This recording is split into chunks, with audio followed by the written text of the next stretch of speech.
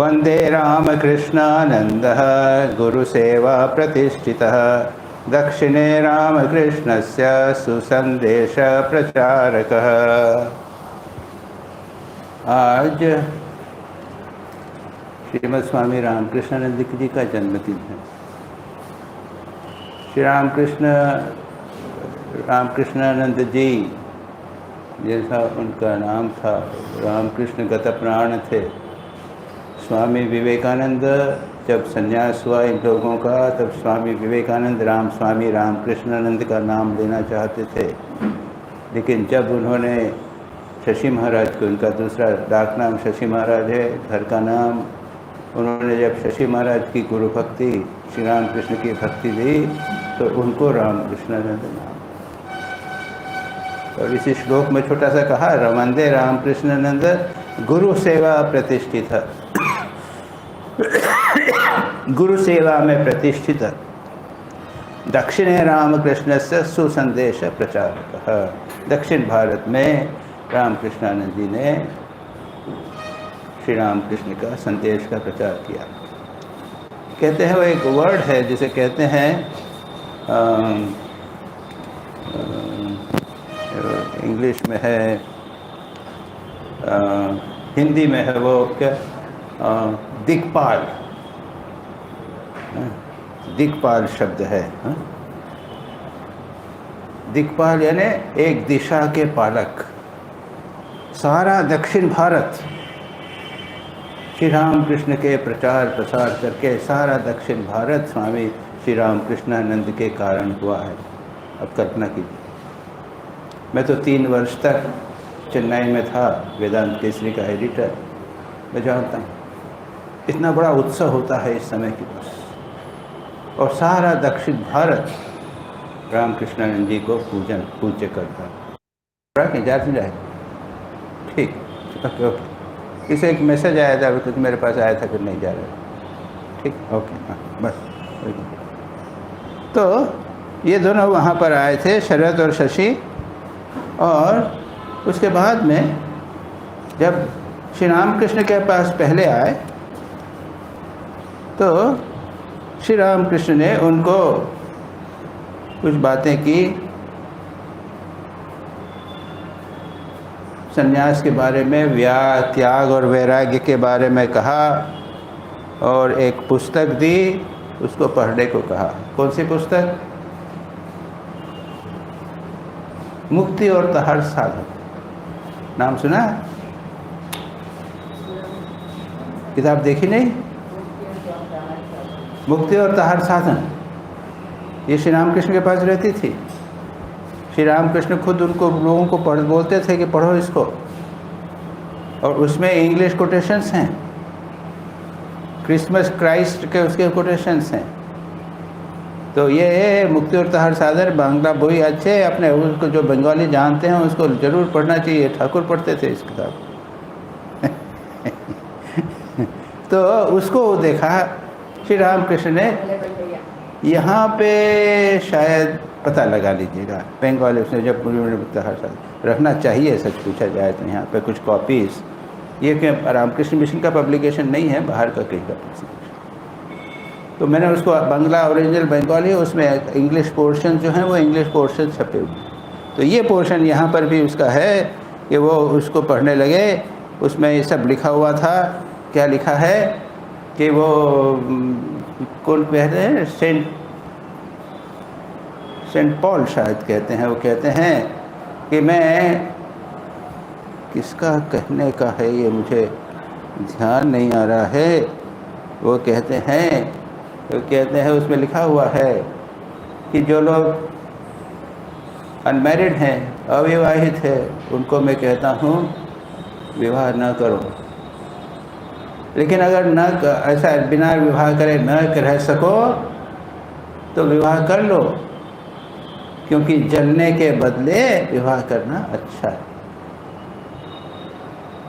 उसके बाद में और ये पोर्शन है, और भी कुछ अच्छी बहुत अच्छा पोर्शन है वो, एक इमिटेशन ऑफ क्राइस्ट में भी है या क्या है, वो इतना सुंदर पोर्शन है कि बस स्वामी श्री रामकृष्ण ने वो उसको पता नहीं जानते थे, इन लोगों को उन्होंने पढ़ने को दिया। तो किसी ने कहा कि महाराज तो क्या सब शादी नहीं करेंगे तो क्या हो जाएगा, कैसे चलेगा। श्री राम कृष्ण ने कहा था कि देखो उसकी चिंता तुम मत करो, तुमको अगर भोग करना हो तो करो, मैंने तुमको नहीं किसी के लिए बारे में, कुछ लोगों के लिए बारे में कहा है। वो शरद और शशि के बारे में कहा है। वो कहा था कि ये दोनों ईसा मसीह के ग्रुप के हैं। और उसके बाद में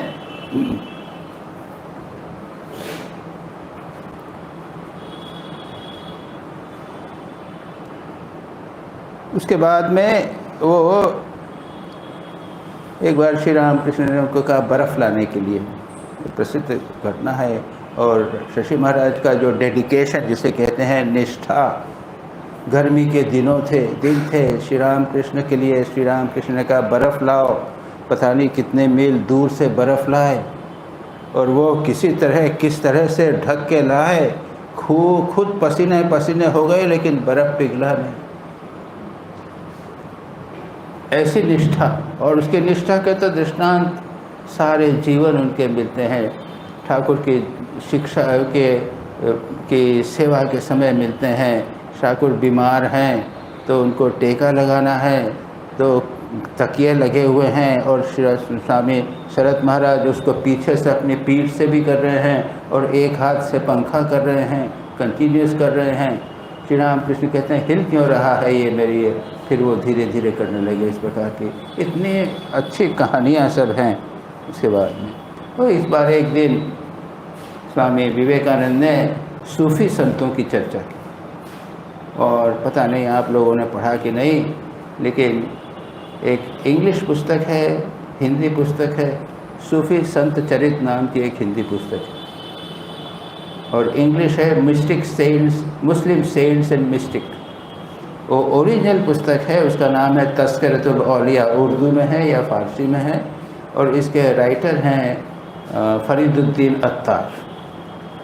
उसका इंग्लिश और हिंदी तर्जुमा मैंने जो बताया ये आपके पास। और मुझे ये एक पुस्तक मेरी मामी ने कभी एक देखा कि आध्यात्मिक रुचि है तो उसको मैंने पुस्तक पढ़ी। इतनी अच्छी पुस्तक थी, मैंने एक बार में पहली बार पूरी की पूरी पढ़ा। उस पुस्तक को पता नहीं कितनी बार मैंने पढ़ा। और मैं भी एडवाइस करूँगा, मुस्लिम सेंट्स एंड मिस्टिक्स, ये बंगाली में है,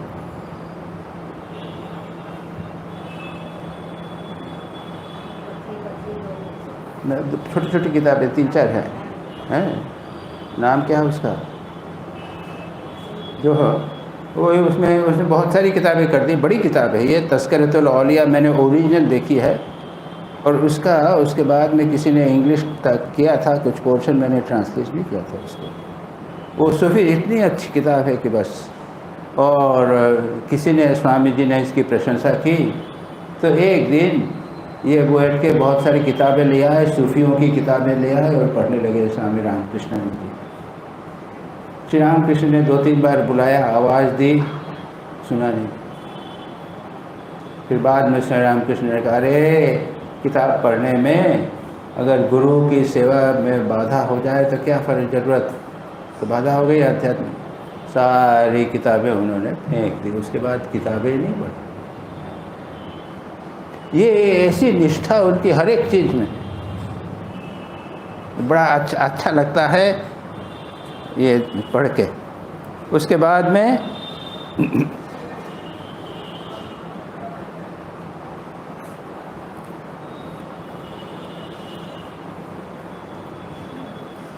श्री राम कृष्ण की बीमारी के समय उन्होंने सब कुछ छोड़ दिया। पढ़ाई चल रही थी, बीए की पढ़ाई चल रही थी, वो सब छोड़ दिया, आधा छोड़ दिया, और पूरा श्री राम कृष्ण की सेवा में लग गए। दिन रात केवल श्री राम कृष्ण की सेवा और कुछ नहीं। उसके बाद श्यामपुर में आए, काशीपुर में आए। उसके बाद में एक और बड़ा सुंदर घटनाएं हैं।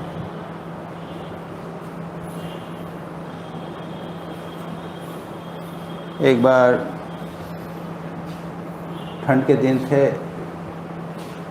वो श्री राम कृष्ण की सेवा कर रहे थे, बीच में उठ के कहीं बाहर गए, उनके शरीर पे कुछ नहीं था, रामकृष्णानंद जी को एक थोड़ी बनियान थी या कुछ थी, ठाकुर ने देखा तो ठाकुर जब लौट के आए तो देखा कि ठाकुर उठ के अलमारी के अंदर जा रहे हैं, वहाँ जा रहे हैं, एक शॉल उठाई है।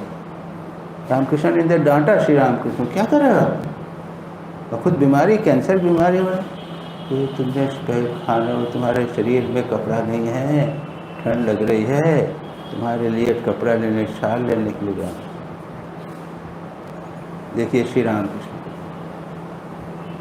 अभी एक किसने कहा है, किसी संत ने कहा है या स्वामी जी ने कहा है या जो भी कहते हैं, किसी महापुरुष की विशेषता या उसकी महानता जो है छोटी छोटी बातें में होती। ये श्री रामकृष्ण की छोटी बात देख लीजिए, बीमार होते हुए भी वो शरद को, उसको शशि को ठंड न लग जावे, उसके लिए खुद कंबल और शॉल लेने के लिए जा रहे। श्री राम शरद महाराज ने शॉल ले ली, कभी उसको उन्होंने उपयोग नहीं किया, उसकी पूजा की।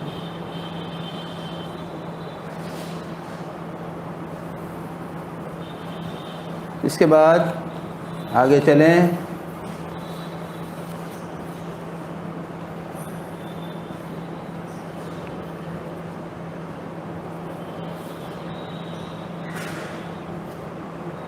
वो ठाकुर की सेवा में उन्होंने आध्यात्मिक जीवन सब उनका ही ठाकुर की सेवा में था। उसके बाद ठाकुर का जब शरीर चला गया तब ये वर्णन आता है कि जब तक ठाकुर का शरीर था तब तक पंखा चलते रहे। उसके बाद में जब उसके ऊपर लकड़ी रख रहे थे, चिल्ला रहे थे, अरे ठाकुर को कष्ट हो रहा है। जब जल गई है तब भी चिता के पास में बैठे हुए थे, बड़ी मुश्किल थे। वो जब आत्माराम का कौटा जिसके अंदर ठाकुर की सब अस्थियां पड़ी थी वो ला के रखा गया, तो उसकी फिर सेवा करने लगे। ठीक उसी प्रकार सेवा करते थे कि जिस प्रकार ठाकुर की सेवा करते। रामचंद्र दत्त ने कहा, राम बाबू ने कहा कि हम इसको ठाकुर गाछी में प्रतिष्ठित करेंगे कि नहीं, हम नहीं देंगे। फिर जो भी हो, स्वामी जी ने उसका व्यवस्था कर दी। अधिकांश जो अस्थि है वो वहीं पर रखी और दूसरे एक बर्तन में दूसरी अस्थि रख दी, जो राम बाबू उसको वहाँ पर ले गए और इसकी उन्होंने सेवा करते रहे। अब ये सेवा उन्होंने 1886 ठाकुर के शरीर जाने के बाद में 1897 तक बेलूर बरानगर मठ में रहे। और स्वामी जी स्वयं कहते थे ये शरद जो ये है, शशि जो है, ये बेलूर आश्रम की माँ है। सेवा करते थे ये लोग, ध्यान जप कर रहे हैं, खाने पीने की चिंता नहीं, पकड़ के उठा के खाना खिलाते थे, ज़बरदस्ती खाना खिलाते। खाना कभी कभी कुछ खाने को नहीं होता तो चिंता नहीं है, क्या करना है, साधु में हमको क्या है, किसी दिन मिला नहीं मिला नहीं। वो बड़ी मुश्किल से कहाँ से जाके, कुछ भी नहीं है, आसपास के पड़ोसी गोपी जो हैं वो उनके विरोधी हैं, फिर भी जा के उनके पास से ला के कहीं से कुछ आटा लाए, कहीं से भात लाए, कुछ लाए, उसके बाद में खाना वाना बना के और ऐसे वो कर के ज़बरदस्ती उठा के और उसको खिलाते थे। और कहते थे अरे हाँ क्या खिलाया, अमृत किया।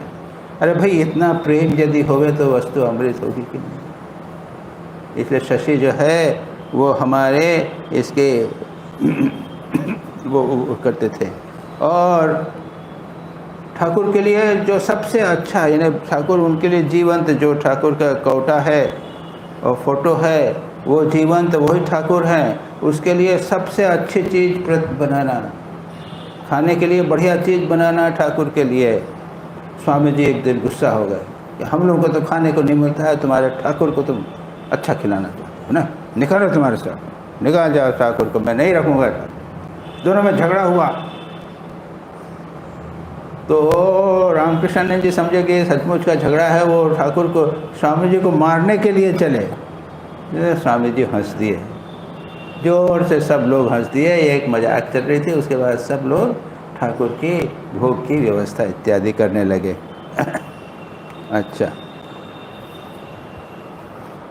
इसलिए कहते थे, और बाद में जैसा कहा कि वो अगर नहीं रहते तो वो वरानगर मठ, आलम बाज़ार मठ वगैरह टिकता नहीं, वही रहते थे। बाकी सब लोग तो इधर उधर घूमने चले जाते थे, वो टिकते थे।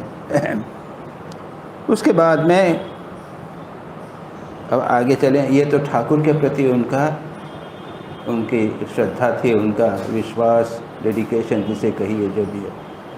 स्वामी विवेकानंद के प्रति एक अमेरिका से लौटने के बाद स्वामी विवेकानंद ने एक दिन कहा,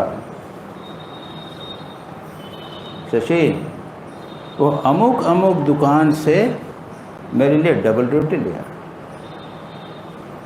अब वो दुकान जो होगी कहीं आउट ऑफ द वे होगी, ये बिल्कुल कट्टर, कोई अपवित्र नहीं होना चाहिए, ऐसे वैसे स्थान से नहीं लाएंगे, ऐसा सब होगा। और उसमें ऐसी जगह पे उसने कहा है, चितपुर रोड में फलानी जगह पे उसकी दुकान से लाओ। गए और ले आए। स्वामी जी केवल परीक्षा कर रहे थे।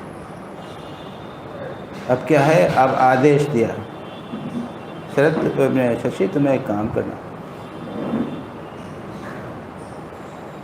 तुम्हें मद्रास जाना होगा, वहाँ पे सेंटर चालू होगा। बिना किसी प्रश्न के उन्होंने स्वीकार कर लिया। मद्रास से जब लौट कर आ रहे थे तो लोगों ने कहा कि स्वामी जी महाराज एक सेंटर शुरू कीजिए। तो ठीक है, मैं आपको एक ऐसे व्यक्ति को बोलूँगा, ऐसा शिष्य को, मेरे ऐसे गुरु भाई को भेजूँगा जो आप लोगों से भी, दक्षिण भारतीयवादियों से, तुम लोगों से भी कट्टर है। यानी साउथ इंडियंस जो हैं वो काफ़ी कट्टरपंथी होते हैं ना, थोड़े से क्रिया अनुष्ठान ये सब जो है वो बड़े, आप लोगों से भी कट्टर है और आप लोगों के विद्वानों से भी विद्वान। और उन्होंने शशि महाराज को भेजा। इसके बाद का जो दूसरा जो पक्ष शुरू होता है वो मद्रास मठ में, दूसरा लाइफ उनका जीवन का प्रारंभ होता है मद्रास मठ में।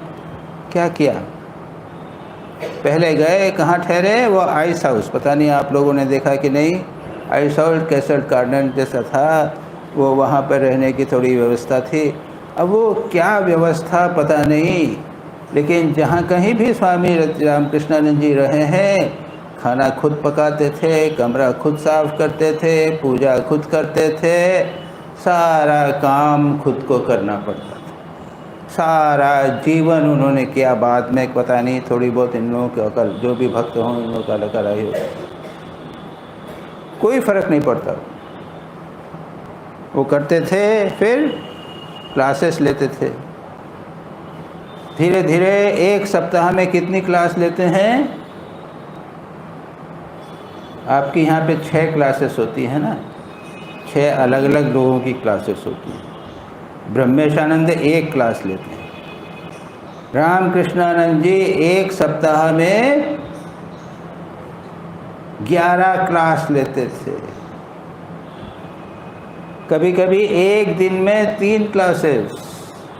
दूर जाना पड़ता था, वो इक्का विक्का जो कुछ हो उस प्रकार से खच खच खच खच खच खच धक्के खा खा के वहाँ पर जाना। और इधर कमरा साफ करना है, पूजा करना है, सब कुछ करना है, वो भी करते थे। यानी आश्चर्य होता है कि कितने बड़े कर्मठ थे, कैसे कार्य वे करते थे। एक और जब ठाकुर की सेवा करते थे तो पूरा 100% मन लगा कि ठाकुर की सेवा कर रहे हैं। और दूसरा जब यहाँ पे आए तो ठाकुर का वो जो अस्थि है उसकी पूजा कर रहे हैं, और उसके बाद सारा दिन इसे सब कार्य कर रहे हैं। अलग अलग स्थान पे, दूसरे स्थान पे खुद खाना बनाते थे। ब्रह्मचारी भी उनकी मदद करने वाला नहीं था। कभी कभी क्लासेस जो हैं वो कभी कभी ज़्यादा लोग आते थे, कभी कभी 15-20 हो गए, कभी 10 हुए, कभी एक भी नहीं। यानी वो होता क्या था कि ऐसा नहीं कि लोग उपेक्षा कर रहे हैं, कभी बारिश आ गई, कभी कुछ प्रॉब्लम हो गई, एक भी नहीं। चुपचाप जाते थे, बैठते थे, शांत साफ बैठ के थोड़ी देर, आधा घंटा पौन घंटा ध्यान करके वापस चले गए। लेकिन कभी भी उनका मन डिप्रेस नहीं हुआ। उसके बाद में 1909 में एक अपना खुद के ज़मीन मिली और वहाँ पर उनका मठ चालू हुआ। बड़े प्रसन्न हुए थे वहाँ पर, पहले ज़मीन मिली, उसके बाद वहाँ पर हुआ। लेकिन दुर्भाग्य ये हुआ था कि 2 साल बहुत खुश हुए कि ठाकुर को अपना स्थान मिला है, और अभी आप जब मद्रास मठ जाएंगे तो वही स्थान है। लेकिन जो बिल्डिंग अभी है मद्रास मठ की, जो मुख्य बिल्डिंग थी, जो मठ था, वहाँ नहीं था। सड़क के बिल्कुल, सड़क जो जा रही है उसके वहाँ पे मैलापुर का जो सड़क है उसके पास में एक स्थान था, वहाँ पर बिल्डिंग बनी थी। 2 साल में वो चूने लग गई थी। और दृष्टांत कथा आती है कि ठाकुर सारी रात, बारिश हो रही है, ठाकुर बैठे हुए हैं, सो रहे हैं, सारी रात छाता लेकर।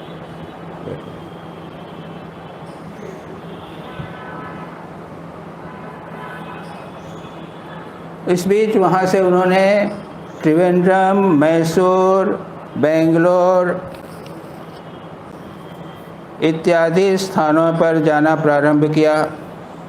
लोगों से मिलने लगे, रंगून तक गए। देखिए, ये सारा दक्षिण भारत उन्हीं के कारण हुआ। सोचिए कितने बड़े कर्मठ थे।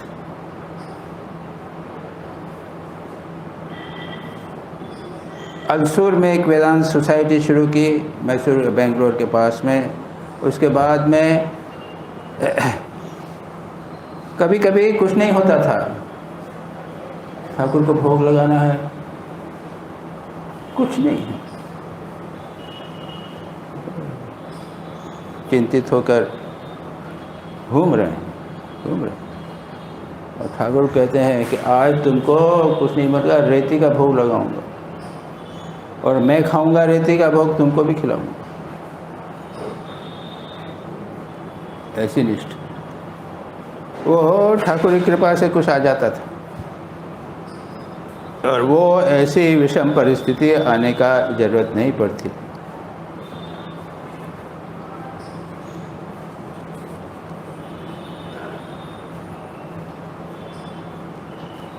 स्वामी जी से प्रार्थना करते थे, कहते थे कि प्रार्थना करता हूँ, इतना काम करा हूँ, मेरे में ये लेक्चर देना इत्यादि के कारण कोई अहंकार ना आ जावे। तो हम प्रार्थना करते हैं कि महाराज थोड़ा सा अहंकार दीजिए। हम लोग तो अहंकार से भरे, इतने बड़ा महापुरुष, वो बिल्कुल अहंकार।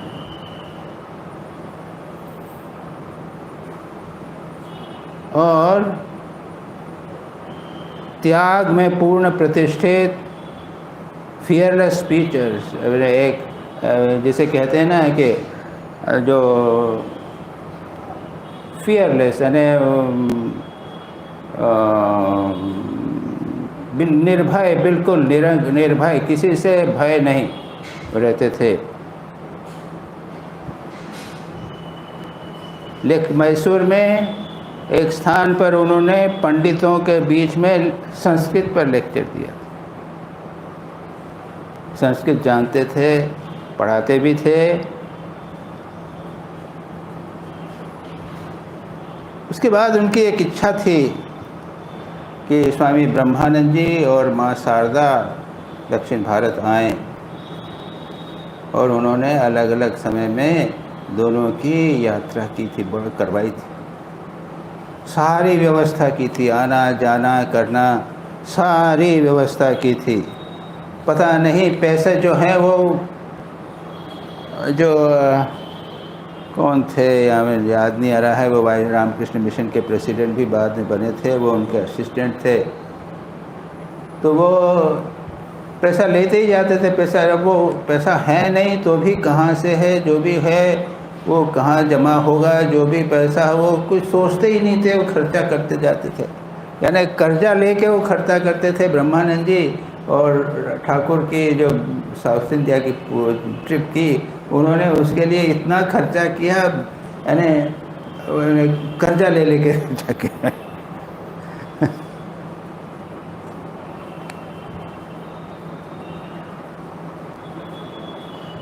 इस बीच एक और घटना हुई थी, 2-3 घटनाएं वहाँ की शॉर्ट में मैं बता रहा हूँ, क्योंकि विस्तार से तो मेरे पास पुस्तक भी है लेकिन मैंने उसको पढ़ा नहीं।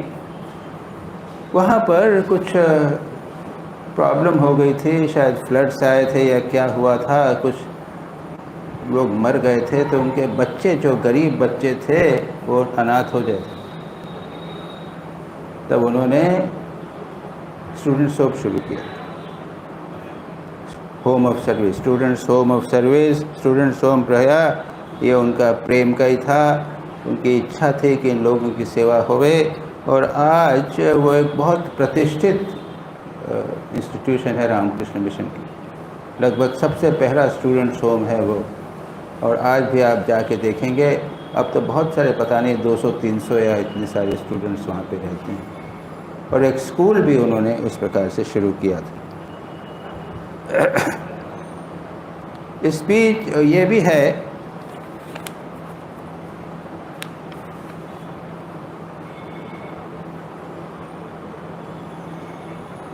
अपेरेंटली वो काफ़ी स्ट्रिक्ट थे, उनके पास रहना इतना आसान नहीं था।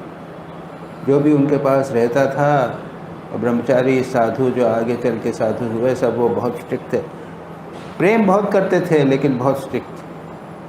प्रेमानंद जी का भी जैसा था, प्रेमानंद जी प्रेम करते थे लेकिन बहुत डांटते थे। तो लोग कभी कभी कहते थे कि महाराज, मैं क्या तुम्हें मैं क्या डांटता हूँ तुमको ऐसा करते थे। रामकृष्णानंद जी ऐसा तो नहीं, लेकिन स्ट्रिक्ट थे, बहुत डिसिप्लिन से वो काम करते थे।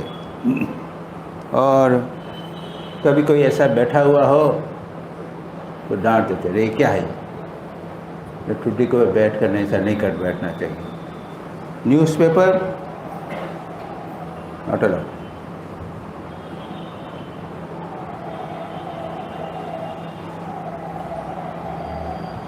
एक पंडित था, तो वो पंडित कहता था कि मंदिर हैं, सोसाइटीज़ हैं, इनको सबको ठीक करना चाहिए, रिफॉर्म करना चाहिए। तो उन्होंने कहा था कि पता नहीं भगवान को और कुछ काम, क्या काम है भगवान को, I wonder what God is doing. तुम ये सब करना चाहते हो, भगवान क्या बैठे हुए हैं, कुछ नहीं कर रहे हैं। यानी कह रहे थे, कह रही है क्या कर रहे हो तुम, भगवान को आत्म साक्षात्कार करना है या सब कुछ करना है।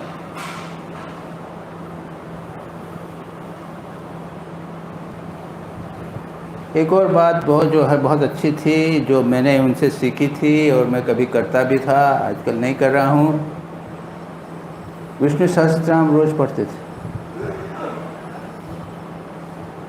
गीता भी रोज़ पढ़ते थे। अब कितनी पढ़ते थे मालूम नहीं, लेकिन विष्णु और सहस्त्रनाम और गीता वे रोज़ पढ़ते, नियमित रूप से पढ़ते।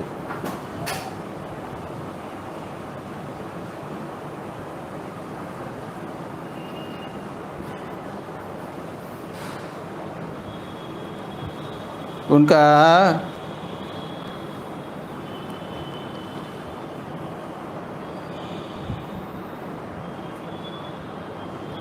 अपने गुल्लू भाइयों से, उनके जूनियर थे लोग थे, उनके से बहुत प्रेम था। कोई आते थे, वही जूनियर आया ब्रह्मचारी, उसने ज्वाइन किया, कुछ दिन तक रहा, उसके बाद जब वो छोड़ने लगता था तो रोने लग जाता था, इतना प्रेम उनका था। एक ब्रह्मचारी इसी प्रकार से जब गया, उसके बाद में जब वो जाने लगा तो वे रोने लग गए थे। और जैसा मैंने कहा, बाद में ट्यूबरकुलोसिस हो गया और 21 अगस्त 1911 को शरीर उनका चला गया था। ये माँ शारदा को उधर आ गए थे, बेलूर मठ में आ गए थे, माँ शारदा को देखना चाहते थे, लेकिन माँ देखना नहीं चाहती। माँ कहता मैं सहन नहीं कर सकूँगी, इसलिए वो नहीं। फिर उन्होंने उस समय गिरीश बाबू को कहा था एक भजन बनाने का। उसकी पहली लाइन उन्होंने कहा थी, पोहालो दुख रजनी। आपको शायद मिल जाएगा ये, पोहालो दुख रजनी। ये आप साधन संगीत संग्रह उसके अंदर आपको मिल जाएगा। उसके ऊपर बैठकर उन्होंने कहा। तो इनकी छोटी सी लाइफ हमने जीवनी में देखने का प्रयत्न किया। उसके साथ में और थोड़ा थोड़ा उसकी और भी बहुत सारी पुस्तकें हैं अगर पूछा जाए तो, क्योंकि दक्षिण भारत में रहे थे और बहुत पूज्य थे वहाँ पर। तो उनके टीचिंग्स हैं। कुछ छोटी सी थोड़ी बहुत उपदेश मैंने लिख रखे हैं। एक पिटी से यानी वो एक छोटे छोटे कहावत जैसी कहानियाँ जैसी हैं, कहावत जैसी हैं।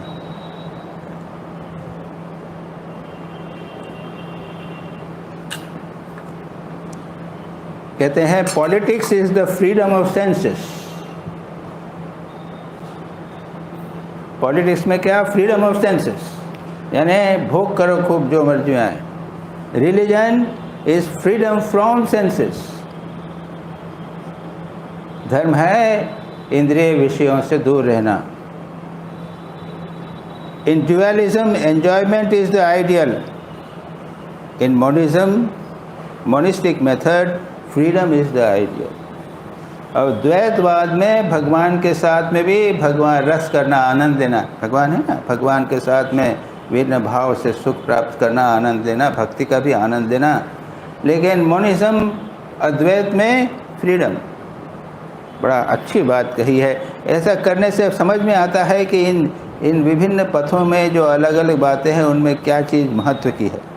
अच्छा, बोथ आर सबलाइम, दोनों अच्छे हैं, इसमें कोई नहीं, ये बुरे नहीं, ऐसी बात नहीं, दोनों हैं। एक में by lover gets the beloved, by second the slave becomes a master. एक में यानी भक्ति से जो प्रेमी है वह अपने प्रियतम को प्राप्त करता है, और जो दूसरे में यानी अद्वैत में यानी मोनिज्म में जो गुलाम है वो मास्टर बन जाता है, वो एक स्वामी बन जाता है।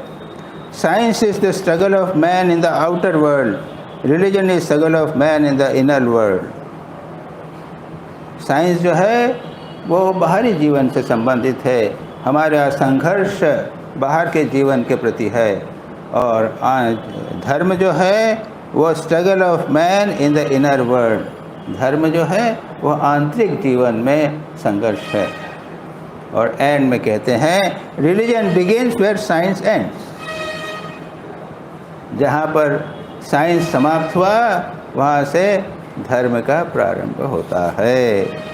तो ये संक्षेप में मेरे पास जी पूरी बड़ी किताब भी लाया था मैं, लेकिन संक्षेप में किया। श्री रामकृष्ण से जब भेंट हुई थी तो एक और बात जो है वो ये है कि पहली बार जब श्री रामकृष्ण से मिले थे तो श्री रामकृष्ण ने 3 बातें की। क्या है? उन्होंने कहा कि बच्चों की कम उम्र में विवाह कर देते हैं, उसके विरोध में स्वामी ठाकुर ने कहा। और फिर कहा था 3 प्रकार के नपुंसक होते हैं। एक जो जन्म से नपुंसक होते हैं, दूसरे जो नपुंसक बना दिए जाते हैं, और तीसरे जो भगवान के लिए अपने को नपुंसक कर देते हैं, यानी विवाह इत्यादि के चक्कर में जो नहीं पड़ते हैं। और इसके बाद में कुछ लोग और बैठे हुए थे, उन्होंने वैराग्य की बात जो बहुत सारी कही। तो कुछ गृहस्थ लोग थे, उन्होंने कहा फिर क्या ये विवाह करना ठीक नहीं है या इत्यादि। श्री रामकृष्ण ने कहा था मुझे जो कहना था तो कह दिया, जो जिसको ठीक लगे उसको आप लीजिए। तो ये एक और घटना का वर्णन है, जब ठाकुर की शरीर बीमार था, अंतिम समय था ठाकुर का, सांस लगभग रुक सी गई थी, तब वो कौन से डॉक्टर का क्या नाम था?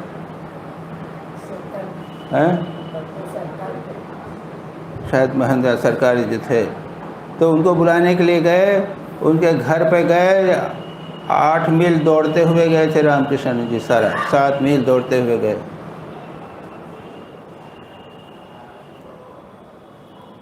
वहाँ पे डॉक्टर नहीं मिला, 1 मील फिर दौड़े।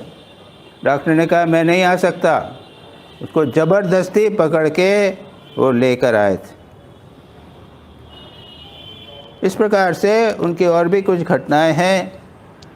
जब आरती करते थे उस समय बेलूर मठ में यानी वरानगर मठ में आत्माराम का कोटा रहता था, और उसके जब उसको ठाकुर को जीवंत करते थे, उसकी जब आरती करते थे तो मानो ऐसा लगता था कि वो ठाकुर वहाँ पर जीवंत हो गए हैं। और कौन सी आरती होती थी? जय शिव ओंकारा, भज शिव ओंकारा। हाँ, उसके बाद में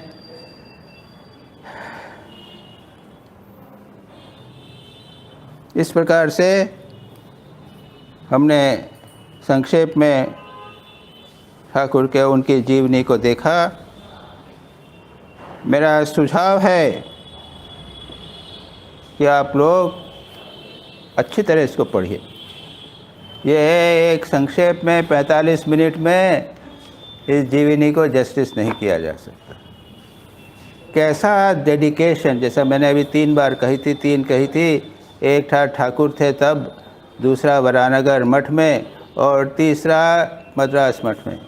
तीनों में एक ही भाव, तीनों स्थानों पर पूरा ठाकुर में लगे हुए हैं।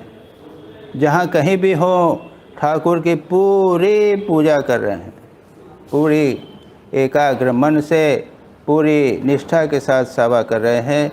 ये उनकी एक विशेषता थी। तो आज हम यहीं समाप्त करते हैं।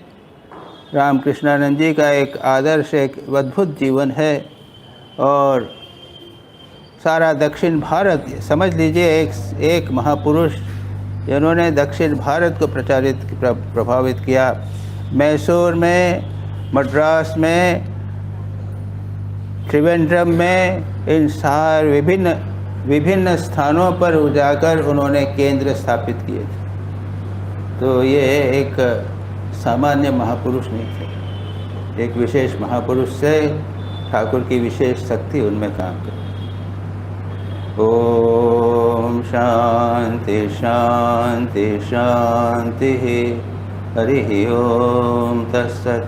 श्री राम कृष्णार्पणमस्तु।